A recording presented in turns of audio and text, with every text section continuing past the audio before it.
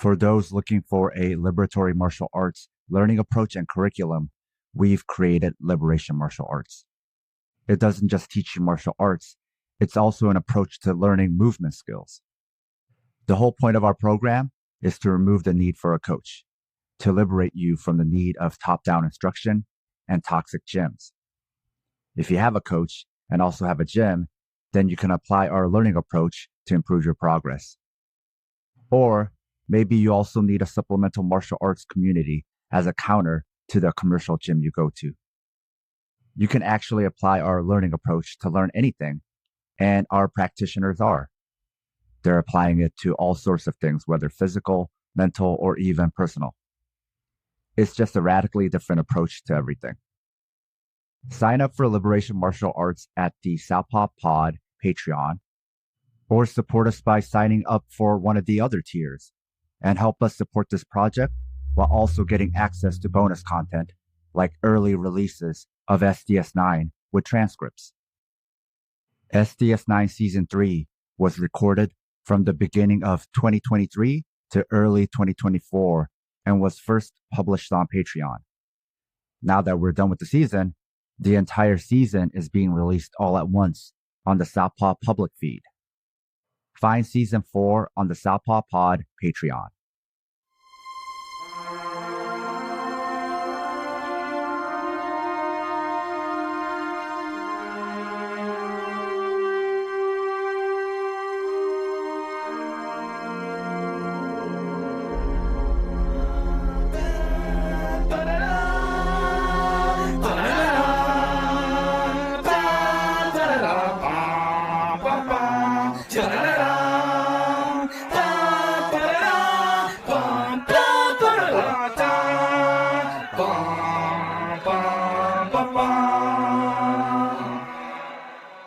This is Southpaw Deep Space Nine Season 3, where we analyze Deep Space Nine and Star Trek from a political and historical lens, episode by episode.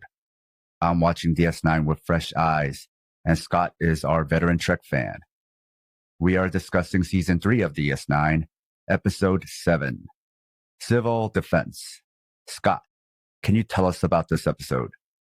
As we all know, Deep Space Nine, the station that we know and love for the show, prior to the events of the show, was called Terek Nor. It was a Cardassian space base during the occupation of Bajor. So right now, Jake and Miles are deleting old Cardassian files from one of the ore centers from Terek Nor, to turn the area into a different type of refinery in Deep Space Nine. It's one of those made up things that they need to refine. They come up with lots of different metal names and chemicals that are always showing up. Ben comes by to say hi, and they're just erasing all the files, but then they try to erase this other one that basically triggers a security response, saying that's like, oh, Gul Dukat as a hologram shows up. It's like, you are starting a revolt.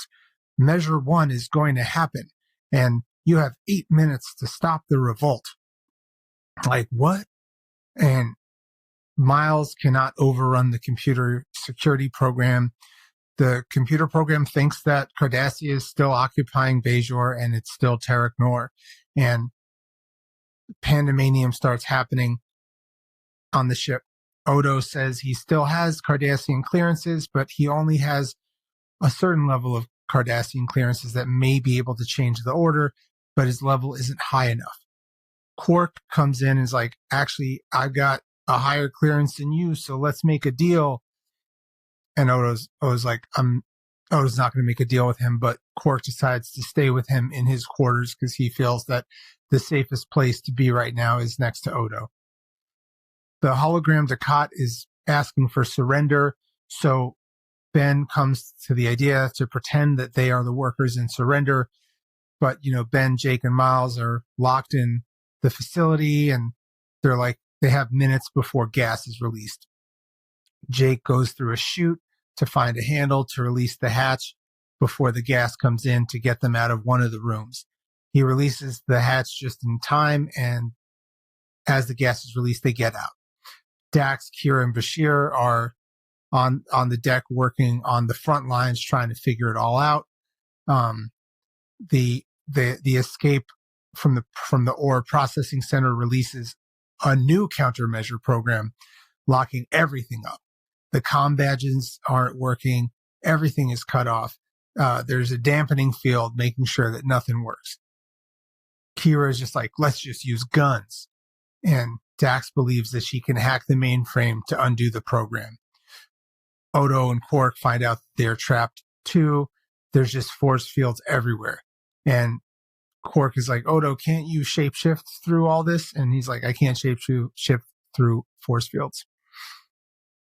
Miles, Ben, and Jake try to use a trolley car to get through the doors out of where they're at. They devise a plan to science the situation and turn the ore into a spark to get out using science and ingenuity. Back on main area, the program has taken to another even higher security measure.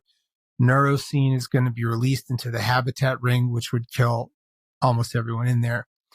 Garrick shows up and uses an access code that basically allows him to move through the stations, but doesn't have access to turn off the program.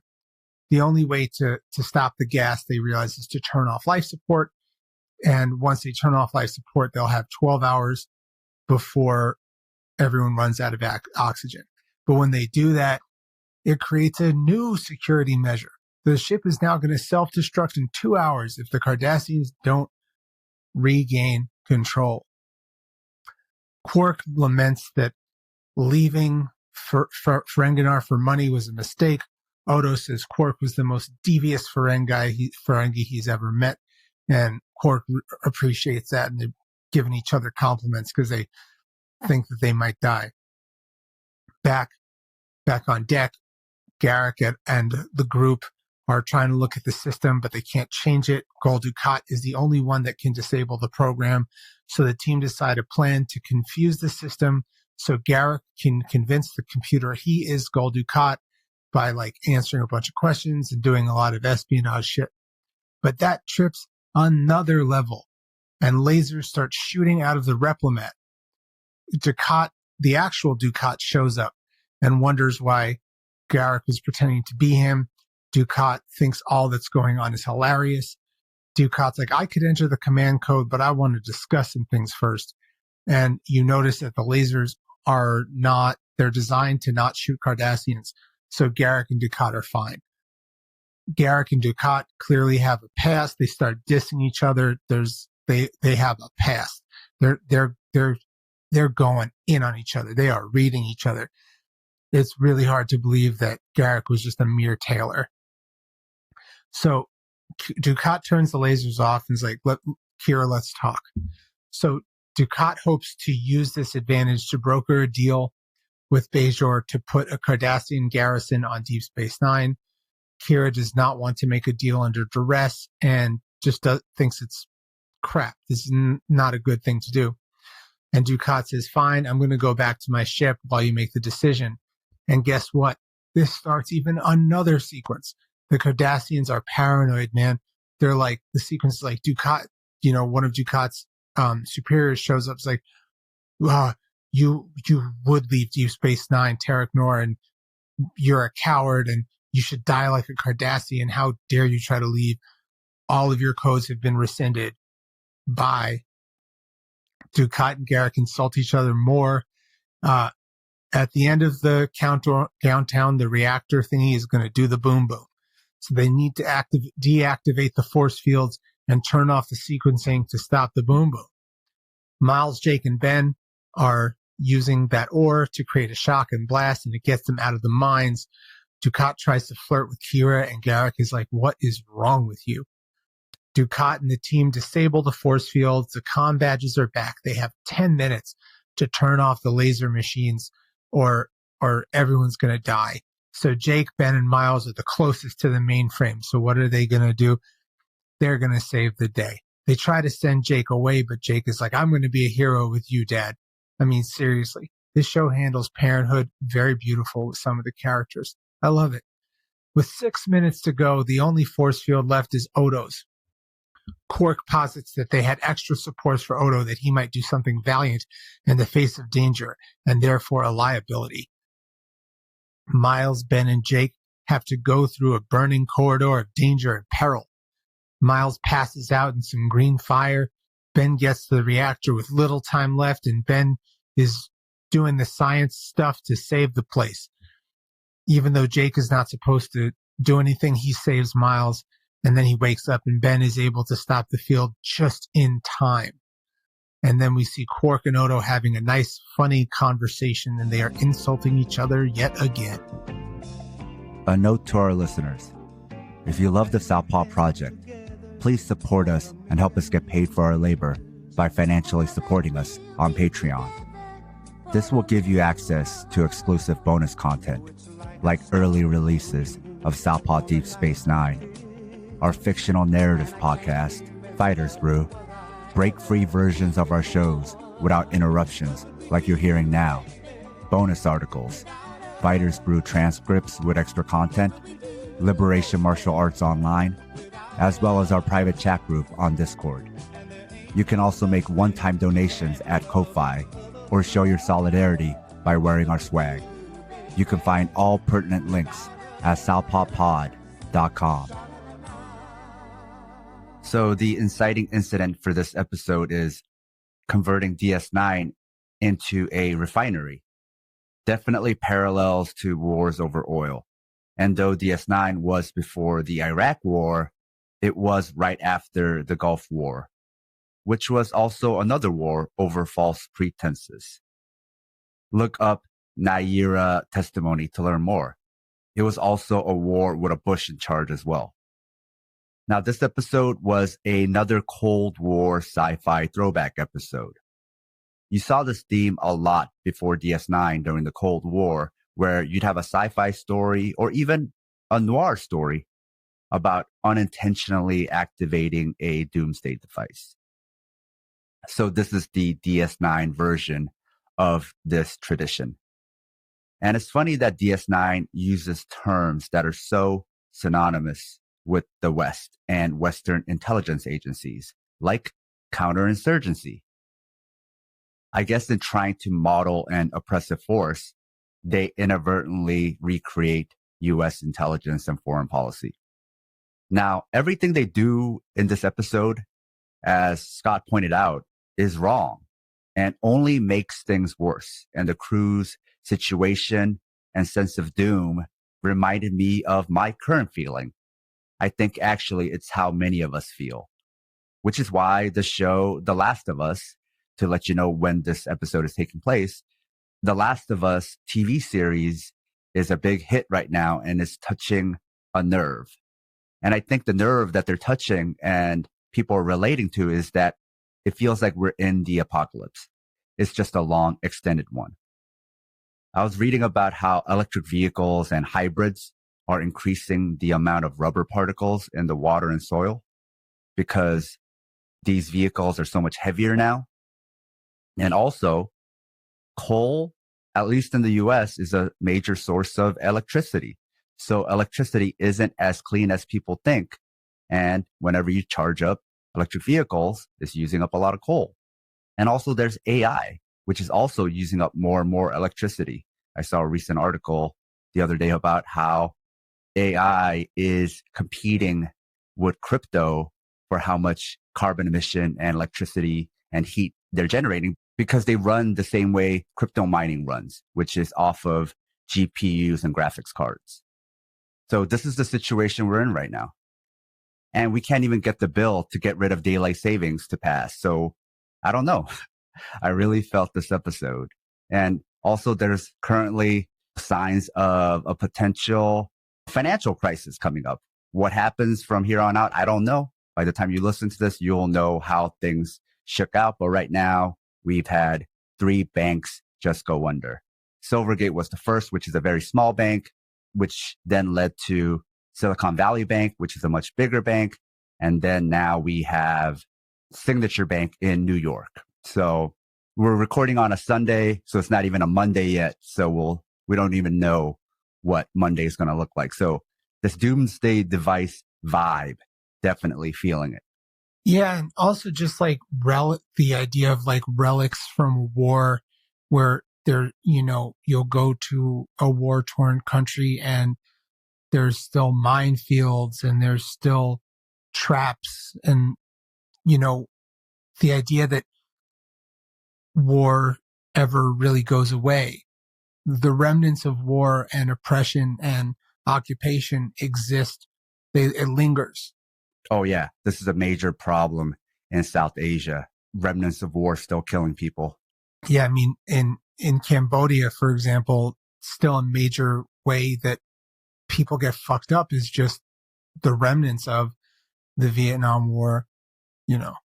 And we have all these super old nuclear bombs and warheads that they're not even going to use because they have better ones, but they don't know what to do with the old ones. They actually used to keep it in South Korea because it was so dangerous. They didn't want to keep it in the US. There was even a book that came out several years ago about how many times these old bombs almost blew up because of accidents, human error, because you only need to fuck up once. They have no way to get rid of them yet. So here we are. So it's definitely not just a sci-fi tradition. The sci-fi tradition is building off of real life problems, which is once you build a doomsday device, like how do you get rid of it? Once you get to the point of being able to destroy the planet, what do? Which is there's a whole philosophical physics theory about this, which is that the reason why space isn't just full of spaceships is because by the time they got to the ability to destroy themselves, they basically sealed their fate. Right. The Fermi paradox that, you know, how is there the lack of like conclusive evidence of extraterrestrial life based on the mere abundance of worlds. This idea is that if they're anything like us, they just fuck everything up before reaching out to each other. It's a very compelling theory. If you look at the history of technology, our ability to destroy exponentially surpasses our ability to heal. And unlike some other DS9 episodes, we get to the trolley problem, which is the trolley moral problem, but you can't even trolley problem your way out of this episode by trying to sacrifice some for the many because you're stuck. It really does make you wonder why we keep increasing the war budget, which is the only thing the US can pass while we're in the apocalypse. But it's much like trying to make demands and power plays on DS9 when the whole thing is about to explode. These sort of episodes and these sort of discussion is bad for my mental health, man. Yeah. I think we had a past episode about how like when we watch it again as adults, it hits different because we know too much. Especially when we start talking about next week's episode based on like the things that are happening now. Yeah, it just hits different. Everything hits different.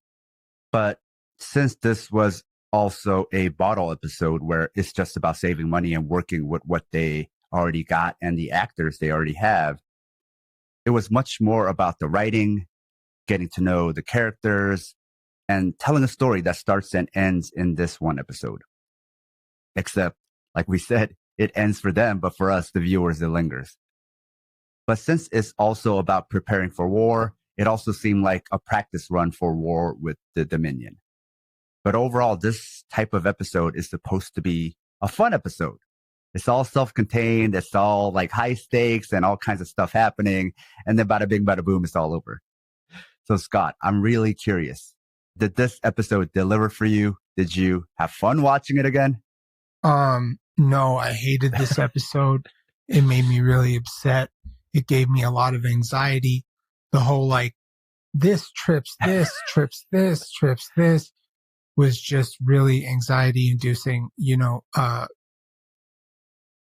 I think it's good for the development of Gul Dukat because I think getting to meet Gul Dukat and understanding the way he acts and who he is possibly going to be important in the greater mythology of the show. But the idea of a paranoid computer system that would destroy the ship that doesn't go away easily. Oh God. It was fine. I give the episode, I'm going to say that this is, for me, this is a 2.5 out of 5. I did not like this episode. Season 3 was going off so good. I know that that's not correct grammar, but grammar can be, grammar is a living organism that can also be part of oppression. So whatever, it's like, all right, we're getting to the money saving episodes or whatever, but this was not it for me. I hated this episode. I was reading some of the producers' notes about this episode, right? And looking over the notes, they were really happy with this episode. One producer said this was the episode where she really fell in love with DS9 and was like, oh, this is it. This is what DS9 is about. This is what the fans will love. This is what makes DS9 fun. And I was like, maybe back then, but even to your point about the supercomputer, like with everything happening right now with AI, man, this is like a great time capsule episode where how it hit back then tells you so much about what was the general vibe back then versus how it hits today and the vibe right now. It don't hit the same. Yeah. I mean, doing a cursory search, this has been rated by Vox as like top 25 essential episodes of Star Trek. Like, yes. Like, where? No. This isn't some like Manchurian Candidate deep ass shit. It's not. It was gloom, right? It's just like everything just kept going wrong and wrong and wrong. And then they just figured it out. And it's like, wait, you can't make this like the ultimate unsolvable puzzle. And then at the end, you just fix it by like moving around some rods. I will say again, without going greatly into the show, because you haven't watched the show, showing Gul Dukat is a bit of a sex pest is important for the development of the show, but that's about it. And obviously, like, Garak is becoming more popular with the audience, so he's showing up in more episodes, and you're getting more Garak, and more Garak is a great thing. Yeah, I saw some of the same thing, that this was like one of the most popular episodes. It was very well reviewed and received, and everybody was very happy about it. Yeah. Me watching it for the first time. Anytime you watch something, it's always in the context of you right now. And yeah, it didn't really do it for me. I probably didn't hate it as much as you, but also feels just like a filler episode to me, Scott, can you tell us about the next episode? Well, the next episode is called Meridian, and in the Gamma Quadrant, there's some things going through phases. Until then.